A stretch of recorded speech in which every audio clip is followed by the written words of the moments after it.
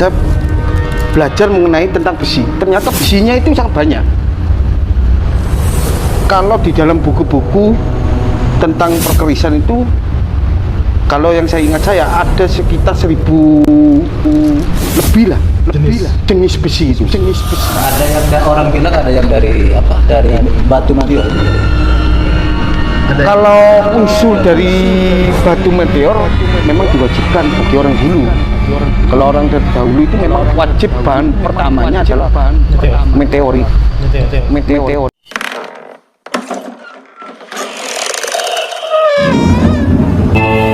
Kuntilanak.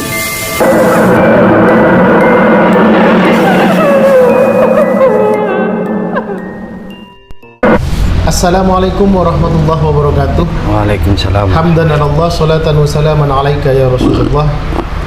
Selamat berjumpa kembali di konten kita bersama Kasat Mata TV.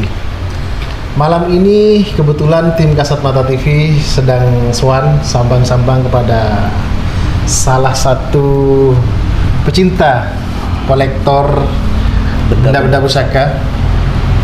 Lebih spesialnya lagi mungkin lebih pada ke keris ya nih. Keris. Sebelumnya saya akan perkenalkan tuan rumah syuting malam hari ini.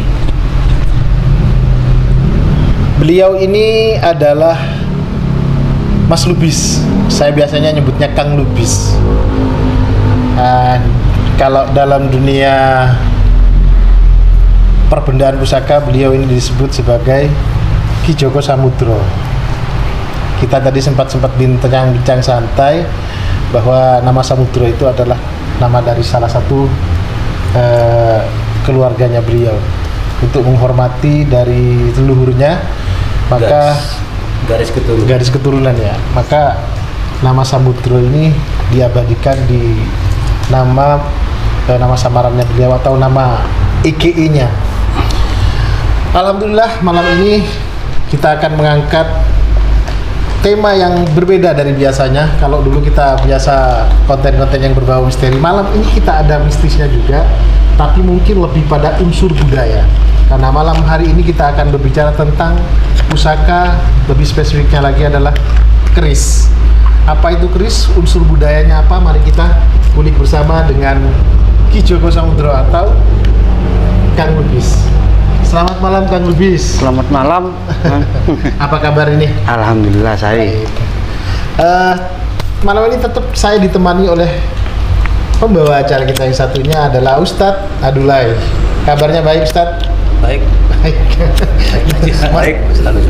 Selalu baik, selalu semangat. Langsung saja pada tema pembahasan malam hari ini. Kali ini kita akan bahas tentang benda-benda pusaka. Kang Lubis. Ya. Benda pusaka ini di Indonesia ini menjadi salah satu budaya kita ya. Hampir setiap daerah itu ada. Kalau kita sebut benda pusaka itu banyak sekali macamnya. Banyak. Salah satu yang paling terkenal di negara kita adalah keris. Nah, keris ini semuanya kita tahu lah bahwa keris ini bukan hanya sekedar benda pusaka, melainkan unsur seninya juga ada. Bahkan sangat melekat menjadi salah satu kekayaan daripada budaya bangsa Indonesia. Betul. Selama ini Kang Lubis melihat keris itu, memandang keris itu dari perspektif budayanya seperti apa? Sebelumnya saya mohon maaf, mungkin ada keliru dalam pandangan saya pribadi. Mungkin ada teman-teman yang melihat konten ini mungkin lebih jauh keilmuannya daripada saya, karena bagi saya awal mulanya saya ingin belajar tentang budaya di Indonesia ini sangat banyak, tapi saya fokuskan kepada benda-benda pusaka. Awal mulanya saya suka ke pusaka ini tidak ada unsur kesengajaan, tidak sengaja semua. Dulu pertama kali saya bergabung dengan pelestari Tosan Aji yang bernama Pataji Rengganis. Probolinggo punya Pataji Rengganis. Awal mulanya saya dulu itu suka ke benda-benda yang seperti akik, cincin itu waktu itu booming. Sebelum booming saya sudah suka. Sekitar tahun 96 itu kelas SD-an itu saya dikasih kakek saya akik. Ini rentetan sejarah ya, sejarah saya pribadi. Setelah booming itu tidak ada, lah teman-teman atau sahabat-sahabat yang pecinta barang antik ini pengen mengumpulkan dan rapat keduanya kalau nggak salah. Pertama kali rapat di rumahnya Kiai Haji Fauzi atau yang disebut Baginda di Sumberan sana. Rapat kedua untuk pembentukan suatu komunitas di kediaman saya, karena saya menyanggupi dan saya menjadi sebuah di anggota semacam komunitas. Lah awal mulanya pusaka saya memiliki dua. Satunya itu kalau nggak salah ada saya simpan lah. Satunya termasuk yang ini. Ini punya mertua. Ini pertama memiliki dua. Setelah itu saya ditawari sama teman. Saya juga belajar baik mengenai dari segi keislamannya, karena agama saya Muslim. Saya menelitinya dari segi keyakinan saya. Saya tanya kanan kiri. Bertemulah dengan salah satu seorang tokoh kiai, namanya Kiai Nurholis. Pada waktu itu dia menyebutkan, coba teliti di surat Al-Hadid itu tentang besi. Bagaimana manfaat besi? Manfaatnya besi itu kalau nggak salah diturunkan pada ayahandanya Kanjeng Nabi Sulaiman. Siapa itu ayahnya Nabi Sulaiman yang bisa melunakkan besi. Yang pertama kali membuat pedang, perisai. Lambat laun saya kok makin makin penasaran tentang pusaka. Kenapa kok berbentuk pusaka ada yang lurus gitu kan? Terus saya pelajari lagi. Sebelum jauh kita melangkah ke hal nyoninya, saya belajar mengenai tentang besi. Ternyata besinya itu sangat banyak. Kalau di dalam buku-buku tentang perkerisan itu, kalau yang saya ingat ada sekitar 1000 lebih lah jenis besi itu. Yang saya ingat karangkijang. Terus karangkijang itu besinya kalau nggak salah keunguan. Saya lupa itu. Mungkin ada yang keunguan, ada yang hitam keunguan, ada yang hitam kebiru-biruan, ada yang keabu-abuan, ada yang kehijau-hijauan. Besi itu sangat banyak. Bilanya. Jangan 1000 yang disebut. Dan setiap era masa itu ternyata saya bermain dan bermain dengan pikiran saya sendiri. Ternyata keris itu kalau saya logikakan eranya itu akan berbeda-beda dan bentuknya berbeda-beda dengan masa kerajaan pada zaman itu. Nah, ada yang orang bilang ada yang dari batu meteor itu betul. Kalau unsur dari batu meteor memang diwajibkan bagi orang dulu. Kalau orang terdahulu itu memang wajib bahan pertamanya adalah meteorit. Dapat dari mana itu, Bang? Kalau kita ngomong dapat dari mana, ada seorang pembikin keris atau besi itu biasanya mendapat dari wangsit. Oh, besinya dari sini. Dia melakukan pertapaan. Ya kalau kita ngomong keris dulu dengan keris sekarang itu memang jauh lebih beda ya. Kualitasnya. Iya. Kualitasnya secara spiritualnya beda. Dan saya flashback lagi, ternyata sebelum ini menurut agama kita ya, sebelum ada Kanjeng Nabi Muhammad itu turun, diutus sebagai Rasul, itu kan ada zaman jeda kenabian antara Nabi Isa dengan Nabi Muhammad. Nah di situ saya dengar dari keterangan ini dari salah satu tokoh masyarakat juga, seorang ulama. Di situ setiap manusia yang berdoa akan dikabulkan.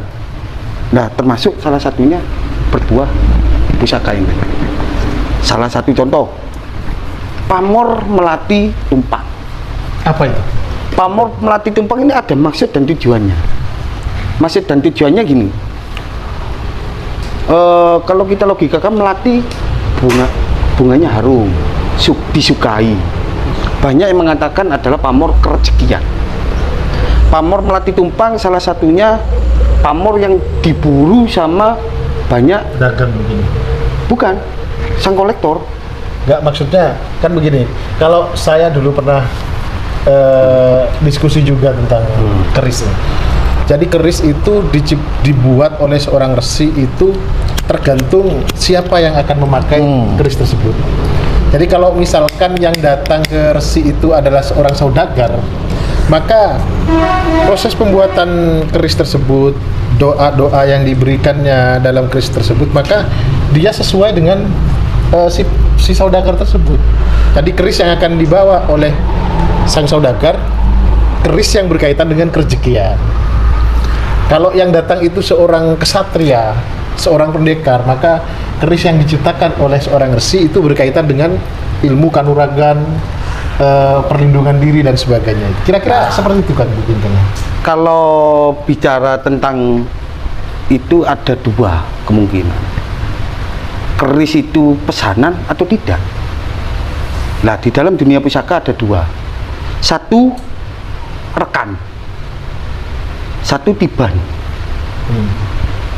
Waktu pembikinan sebuah pusaka, tidak semena-mena seorang resi atau seorang pandi membuat pusaka itu. Kalau zaman dahulu, kita ngomong zaman dahulu nih. Iya, yang flashbacknya aja dulu. Di dalam pembikinan keris zaman dahulu itu ada dua. Satu pesanan atau tiban. Yang pesanan itu jelas pamor rekan. Yang pamor tiban ini adalah pembentukan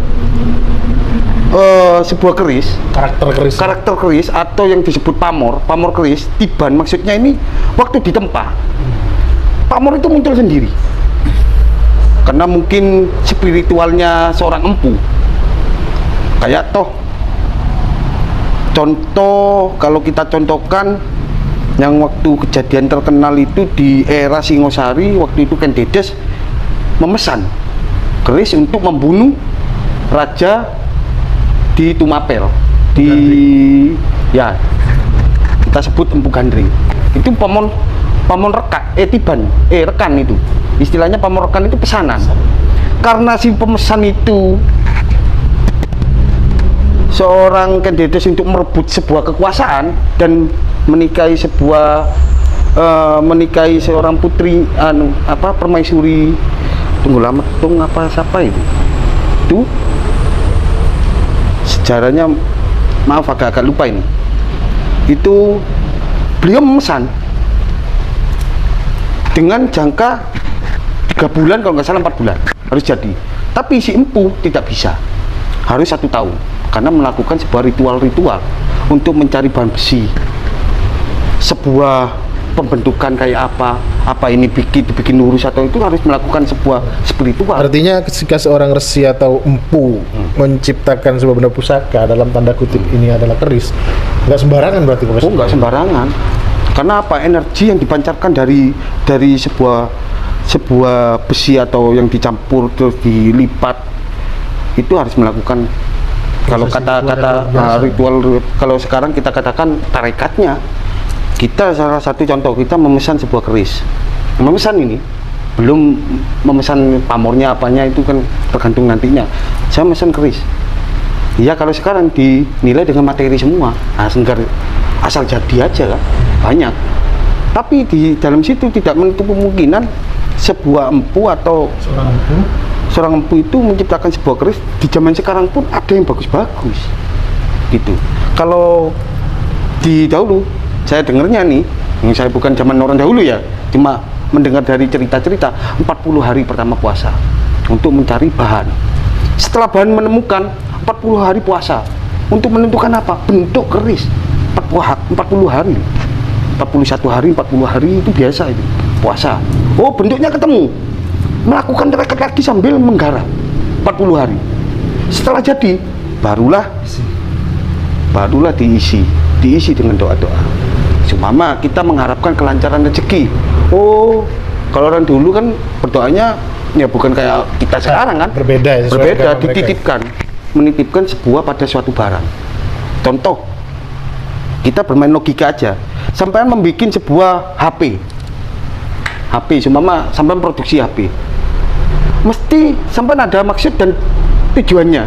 Oh, supaya tujuan orang memegang HP ini komunikasinya lebih dekat. Oh, terus saya ciptakan sebuah kamera yang disebut apa itu via apa? Kalau di WhatsApp langsung muncul muka sama muncul video call itu, oh biar lebih mengetahui keadaannya. Sama halnya dengan sebuah keris bagi saya diciptakan sesuai dengan maksud, ada tujuan tertentu. Jelas ada maksud dan tujuan. Oke. Saya Selain proses pembuatannya itu apa ada panggil Ki aja ya. Pembuatannya itu melalui kesaktian langsung diwujudkan dari keris. Apa pernah dengar? Kalau itu sih menurut saya tingkatannya empunya masing-masing. Tapi kalau halnya langsung diwujudkan keris, langsung dari besi langsung di terawang gitu mas. Langsung biasanya bim selabim abah gedabra langsung. Oh, keris kalau langsung kayak ada. gitu, saya kira kalau dari sejarah nggak ada. Ada ya. Mesti melalui proses.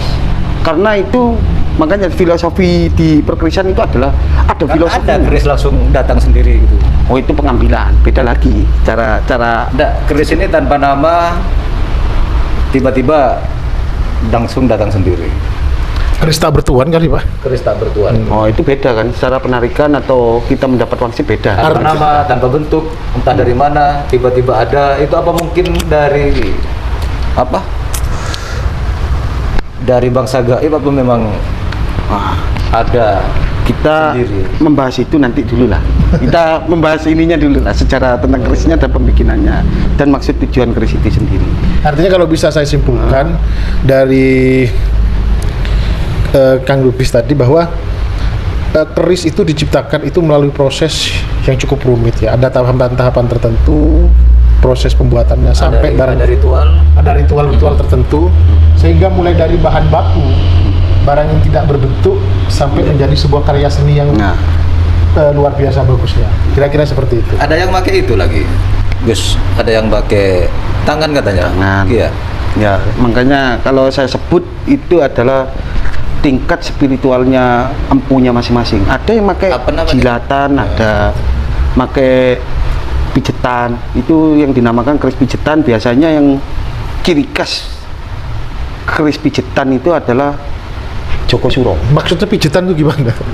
Jadi Kayak di bikin sebuah kue. bila itu dipijet-pijet. Nggak pakai nggak pakai panti, langsung Nggak pakai Nggak pakai panas. nggak pakai bara api, salen, nggak pakai Nah, gitu. kalau itu tergantung dari kualitas keilmuan. Kualitas Ilmuwan sirsinya ya. ilmuwan resi. Ilmunya. Seperti salah satu contoh putranya Joko Suro, Joko Supo, Ki Supo namanya.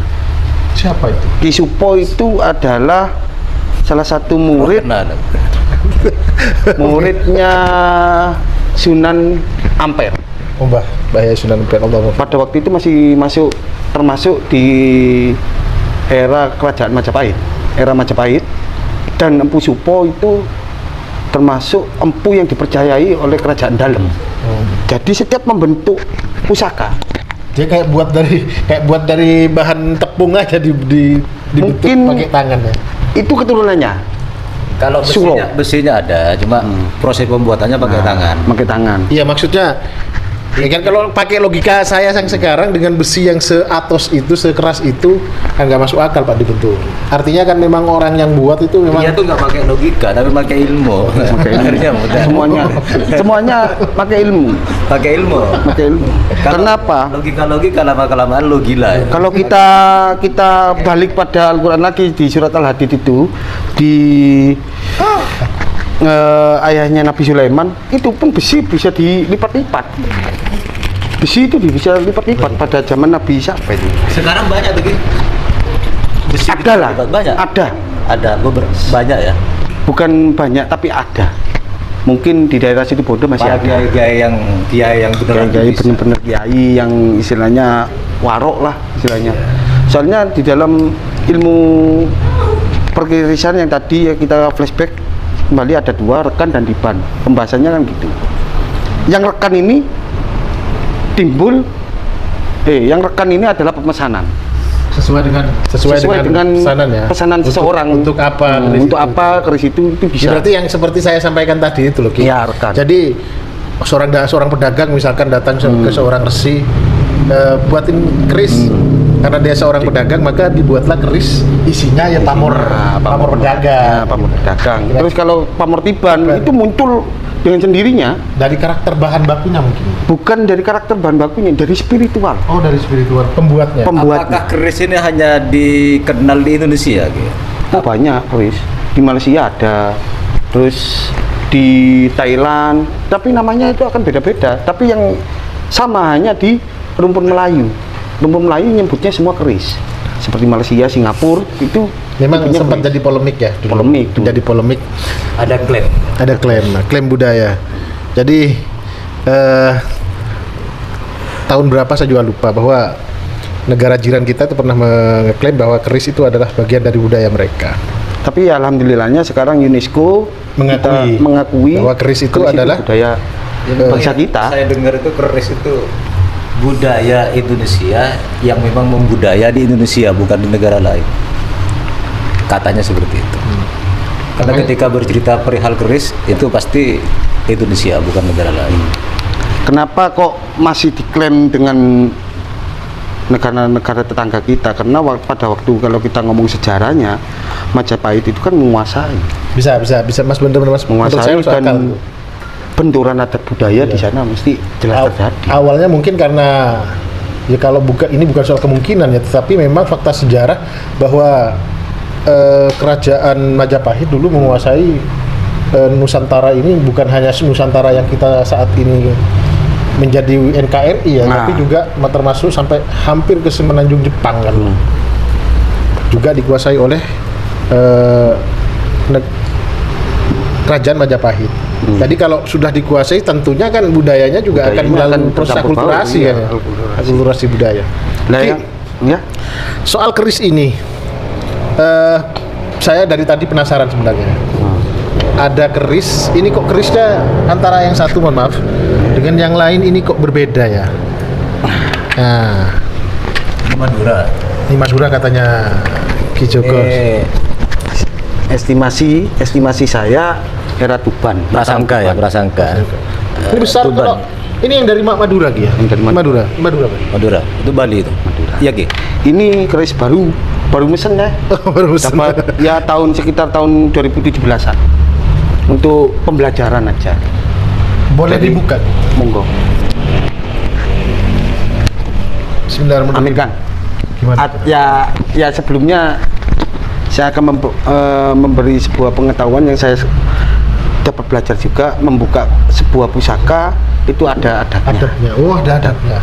Baru Adabnya. tahu ini saya. Satu mungkin Gini. ya menurut agama keyakinannya masing-masing lah. Kalau saya sih yang penting adabnya. Istilahnya ini adalah jiwa kita atau kepribadian kita. Warongko sama wilah harusnya bukan wilah yang ditarik, warongko yang ditarik. Ini ya. Jadi gini bukannya. Begitu pula masukkan. Kalau memasukkan sebuah pusaka, jangan ini yang dimasukkan. Ini. Karena ini baju. Oh. Ini adalah jasad kita. Logikanya seumpama kita bikin logika, apakah jasad mengikuti baju atau baju mengikuti jasad? Kan bukan gitu. Harusnya baju mengikuti jasad. Ini Madura nih. Ini Madura. ada yang bilang Madura, ada yang bilang Mataram, era Mataram. Saya cuma estimasi, Ini cara bukanya gini apa gini Ki? terserah. Yang penting adatnya. Bismillahirrahmanirrahim. Dan kalau menunjukkan sebuah pusaka Oh, ini yang berloknya. yang perlu, yang menunjukkan pusaka, seumpama ini kita lihat dari segi bentuk aja, ini kan udah beda dari segi bentuk.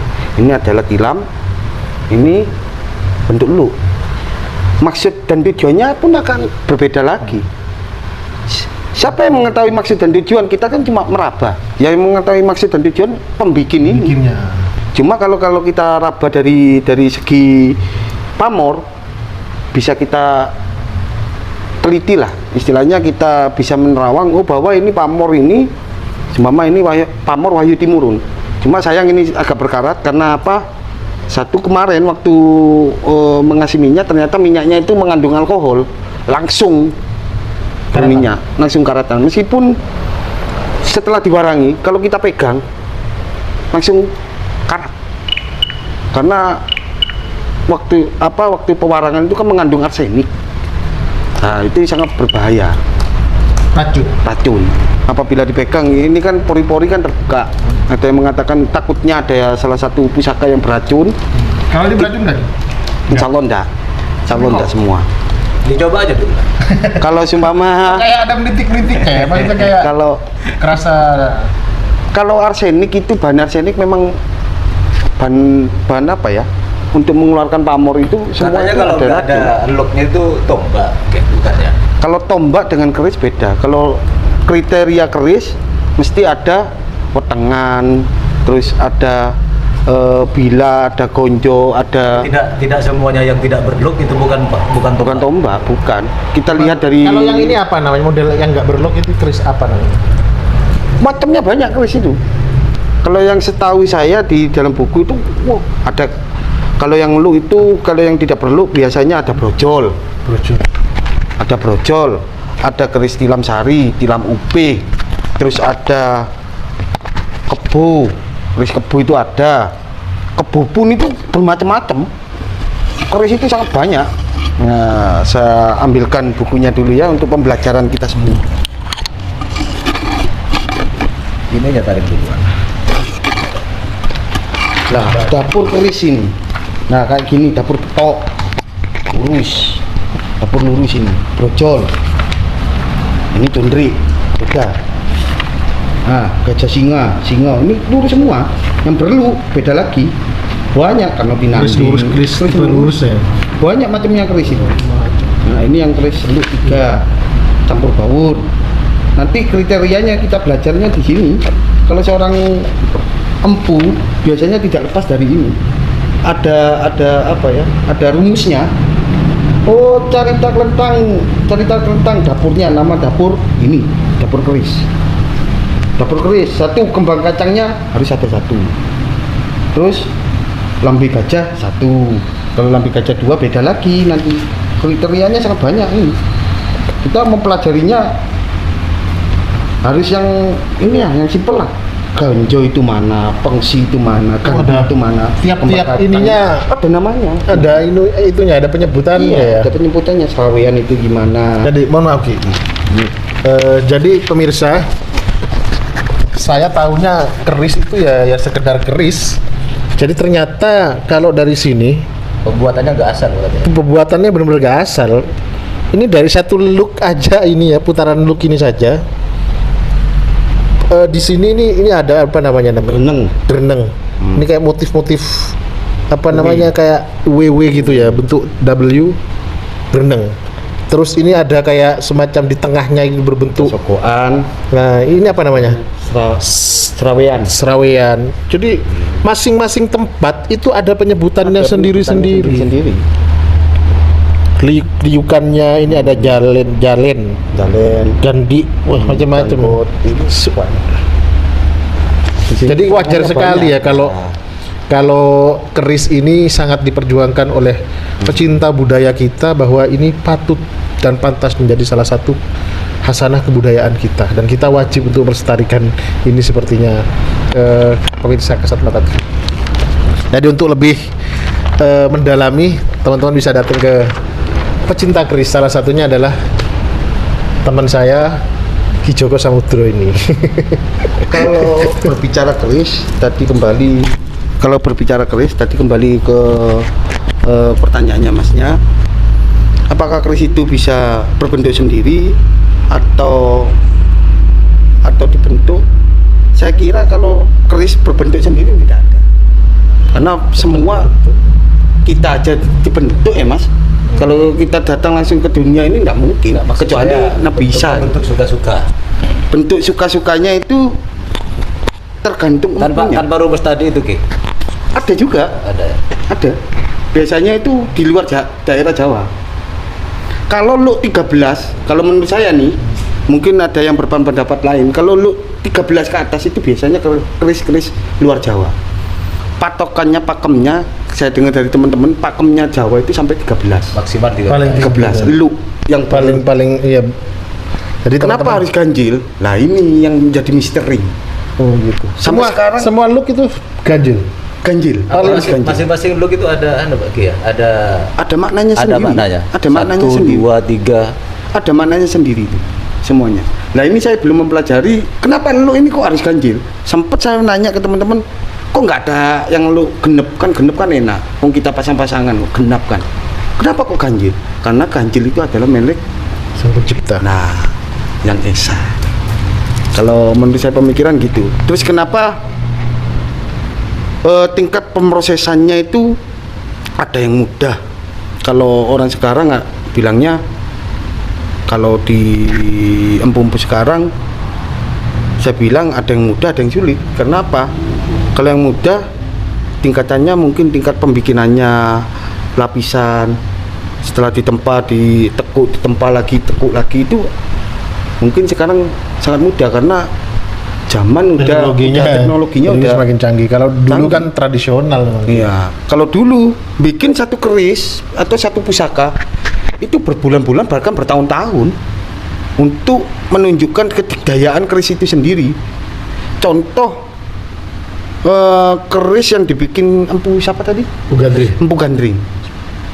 Itu kerisnya aslinya sakti. Andai kata Ken Arok itu bersabar, mungkin itu keris tidak sampai membawa petaka. Membawa petaka alias bala. Nah, karena tidak kesabarannya itu sehingga membunuh pembikin keris pusaka itu, sehingga si empu mengeluarkan tolaknya, Sumpah serapahnya, bahwa keturunan kamu 7 keturunan akan terbunuh dengan keris itu. Itu terbukti. Kalau kita ngomong sejarah itu atau mitos atau benar, memang benar karena ada sebuah petilasan yang peninggalan beliau bahwa kerajaan itu memang ada, sehingga menitis kepada kerajaan ke Raja Jayawijaya. Raja Jayawijaya itu kan pendiri Majapahit.